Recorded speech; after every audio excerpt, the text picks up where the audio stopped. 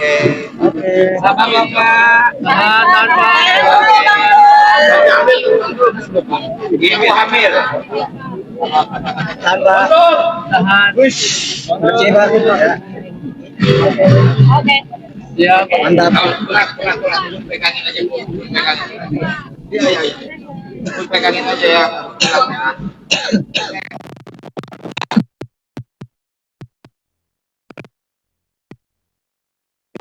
Semangat ya.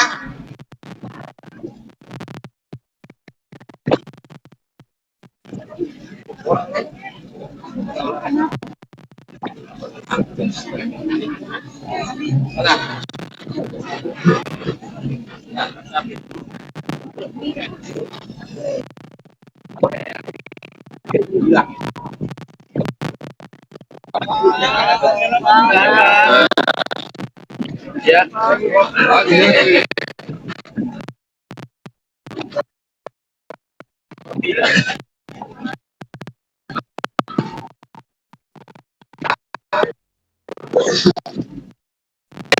Assalamualaikum warahmatullahi wabarakatuh.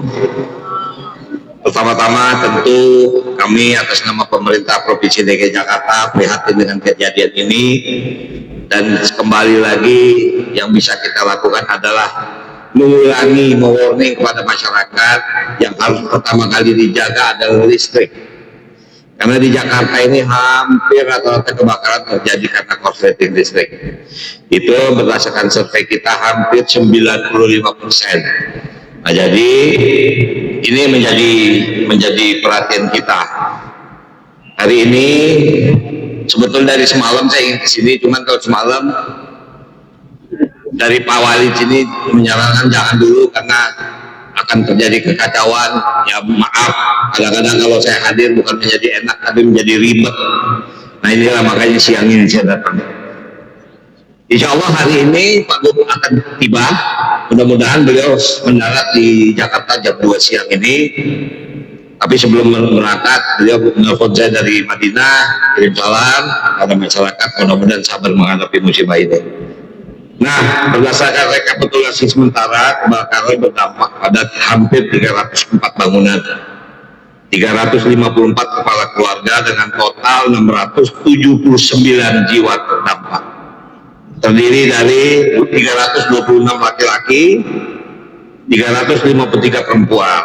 Dari jumlah tersebut terdapat 35 lansia, 90 balita, 53 anak usia SD, 60 anak usia SMP, 22 remaja SMK, serta 414 warga dewasa termasuk ibu hamil. Kita seperti teman-teman lihat sudah menyiapkan posko di lapangan Yusuf Hamka ini, lengkap dengan pengungsi, ada posko kesehatan, ada dapur umum, kemudian ada posko dukungan psikologi untuk anak-anak. Nah, jadi Dinas Sosial juga telah menyalurkan bantuan logistik, ya berupa makanan, matras, segala macam.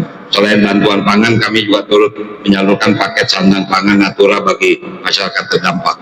Sekali lagi, mudah-mudahan kejadian ini terakhir, agar masyarakat juga menjaga lingkungannya. Kalau ini selalu terjadi pasti akan rugi bagi kita semua. Mungkin itu yang bisa saya sampaikan. Kalau ada mau tanya silakan. Ya. Ini kan berdiri di atas lahan septic ya Pak. Ya. Warganya akan dipindahkan ke rusun atau cuma sekadar memberikan santunan. Yang kedua Pak, mungkin ada dokumentasi warga yang terbakar. Nanti ini sudah ditampil seperti apa Pak? Oke, jadi pada saat saya berkunjung ke daerah yang namanya Kebon Kosong, ini masuk Kebon Kosong kan? Memang ini menjadi sejarah panjang. Ini yang mudah-mudahan akan segera kita selesaikan. Tadi sambil lalu saya ngomong dengan beberapa warga, nggak mau coba di rumah susun. Aduh bang, kita lahir di sini bang. Bahkan yang namanya apa ari-ari kita ditanam di sini. Saya bilang, saya lahir di Kemayoran di Kepu. Ari-ari saya juga saya tanam di Kemayoran. Masa kita mau sebujak-bujak tinggal di sini? Kita selalu berusaha untuk menyadarkan masyarakat bahwa bukan berarti tidak layak, tapi mungkin kalau tinggal di rumah susun jauh lebih layak. Itu yang satu. Yang kedua apa tadi?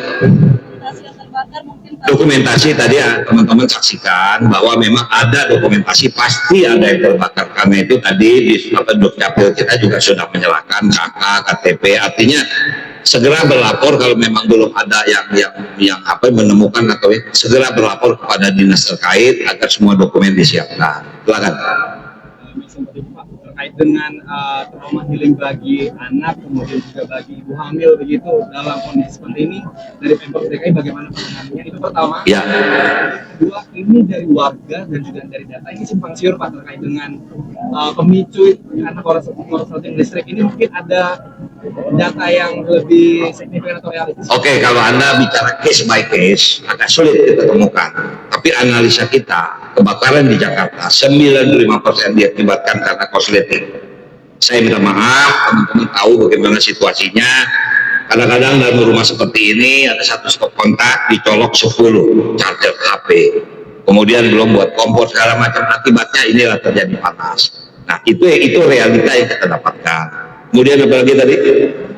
Trauma healing kita ada posko untuk psikologis, seperti tadi kita kunjungan. Ya bukan berarti jumlahnya sedikit. Ibu hamil di sini cuma terdata cuma ada 2 orang. Jadi dalam arti kata jauh lebih mudah dan juga kehamilannya tidak membutuhkan perawatan khusus di rumah sakit. Tapi kalau memang harus ke rumah sakit, dinas kesehatan kita ada di sini. Ya. Terkait dengan yang pemutihan kendaraan bermotor itu kan dari 1 Juni ya Pak. Ya. Oke, jadi dalam rangka menyambut HUT Jakarta yang ke-499 bersamaan dengan HUT RI, kita akan melakukan istilahnya pemutihan untuk kendaraan bermotor selama 3 bulan. Itu kebijakan dari Pak Gub. Itu menjadi hadiah lah, menjadi kado buat masyarakat Jakarta dalam rangka kita HUT DKI yang ke-499 dan juga HUT RI. Jadi sampai Agustus itu akan jadi pemutihan. Terkait tuntutan soal